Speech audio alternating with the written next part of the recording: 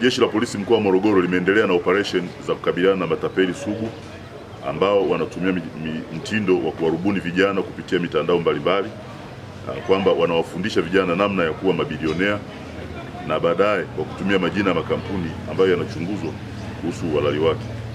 Kwa hiyo tumekuwa na wimbi la matapeli kwenye mkoa wetu wa Morogoro, na sisi tangu Januari tumekuwa na operation mbalimbali za kukabiliana nao. Kwa hiyo sehemu ya utapeli ambao tunauona ni haya makampuni aidha bandia au uhalali wake pia bado unachunguzwa. Yamekuwa na mtindo wa kuwaita vijana kutoka mikoani huko kwa ajili ya kuja kufanya mafunzo ya ujasiriamali au kuwafanya wawe mabilionea, matajiri kwa baadaye. Sehemu ya makampuni hayo ni kampuni inajiita kwa jina la Alliance in Motion Global, nyingine inajiita QY Group of Company, lakini kuna kampuni inaitwa QNet Group of Companies na kampuni nyingine inajiitwa Instant Millionaire. Kwa hiyo viongozi wa haya makampuni wamekamatwa kwa ajili ya uchunguzi zaidi. Tunaona vijana hawa wanashawishiwa kutoka kufika eneo watakaloelekezwa ambapo ulipa ada ya shilingi kati ya Laki6 mpaka milioni 1, na ukishapokelewa kwenye kambi ambazo zimeandaliwa ambapo ni nyumba kubwa zenye uzio ambapo si rahisi kuonekana na watu wengine, kisha kuanza kuwalazimisha au kuwashawishi wenzao ambapo wavuta kwa maneno mazuri na kusafiri kufika kambini mkoa wa Morogoro. Vijana hao wakiwa kambini urubuniwa na kuanza kuwalazimisha wazazi wao wawatumie pesa kwa ajili ya kuendelea na masomo zaidi, wakiaminishwa kuwa watakapohitimu watapata ajira kupitia mtandao. Vijana wengine wanatokea mikoa ya Arusha, Manyara, Kilimanjaro, Tanga, Mwanza na Iringa. Wengi wa vijana wanatokea mikoa hiyo. Lakini utashangaa kwamba hakuna kijana anatoka mkoa huu wa Morogoro. Wengi wanatoka mikoa ya nje. Mpaka sasa jumla ya vijana 399 wameshaokolewa kutoka mikononi mwa matapeli hao, lakini watuhumiwa zaidi ya 19 wamekamatwa kwa kipindi cha kuanzia Januari mpaka mwezi Machi mwaka huu. Wazazi pia wasiruhusu vijana wao kuja mkoani Morogoro kufanya mafunzo ambayo hayatambuliki na taratibu za kiserikali, na hakuna mafunzo ya kumfanya mtu kuwa bilionea kwa utaratibu unaofanywa na hao matapeli. Wewe ni utapeli. Watoto wengine, tuna mama mmoja mpaka mtoto wake anamtishia kwamba yuko tayari kuuza figo kama atamtumia hatamtumia pesa za kuweza kusafiri kwenda huko ng'ambo kwa ajili ya kuwa bilionea. Lakini mwisho wa siku sasa wanaachwa wako solemba tu, wanakuja kutoa taarifa kwenye vituo vya polisi. Kwa hiyo wazazi wasikubali kuwaruhusu vijana wao kuja kufanya mafunzo ambayo sio rasmi. Serikali ina utaratibu wake wa kutoa mafunzo ya ujasiriamali, lakini viko vyuo ambavyo vinatambulika vinatoa mafunzo ya namna hiyo, na sio kwa watu ambao unaona kwamba huwezi kuwa trace au kuwafuatilia kwa haraka. Kwa majina yangu naitwa Rosemary Joseph Mtalo, nimetokea mkoa wa Arusha.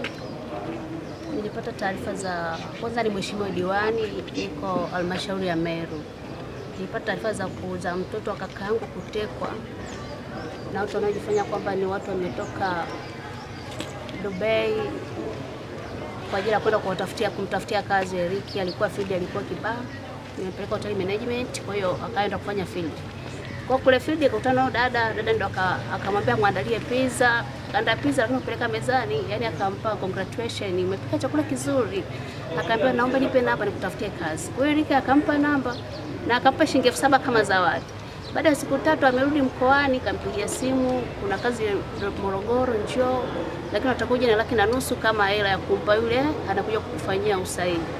Yes, tukampa mtoto hela na nauli akapewa, akaja Morogoro. Siku 3-2 tunapigiwa simu kwamba wafanye interview watu 30, lakini watu 6 ndio wamepita kwenye interview, ambao mwanetu mmoja Eriki kashika nafasi ya kwanza. Kwa hiyo ataenda Dubai, lakini kuna wengine wataenda Malaysia 3.